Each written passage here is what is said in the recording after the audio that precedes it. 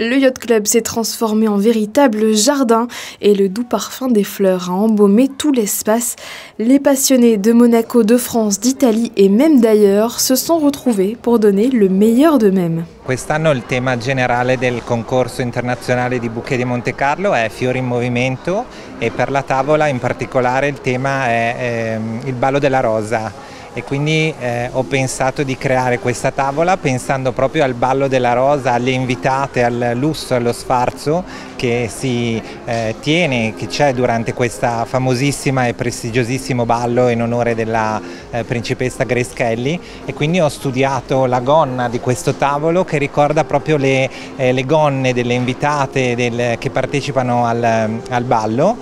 Le jury a décerné à ce wedding planner l'insigne d'or comme à cette Suisse dans la catégorie tourbillon pastel. J'aime beaucoup faire les concours d'art floral, ça me fait beaucoup plaisir, j'adore les fleurs et c'est justement on donne la vie, on donne une autre vie aux fleurs, les mouvements, les couleurs, les touches, alors ça me touche beaucoup aussi, j'adore les fleurs. Au lendemain du grand concours porté par le Garden Club de Monaco, des conférences étaient organisées. Parmi les conférencières invitées, la directrice du Jardin Exotique, devenu Jardin Botanique en 2010.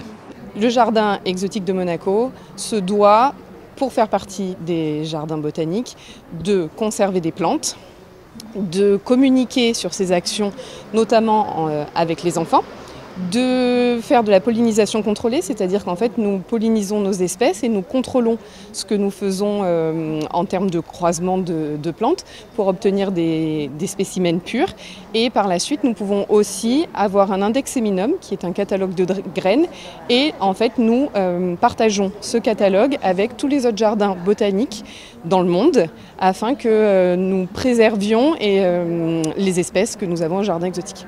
De quoi en apprendre un peu plus sur ces jolies fleurs transformées en œuvres d'art. À noter que le jardin exotique fermé pour cause de travaux devrait rouvrir ses portes à la fin de l'été.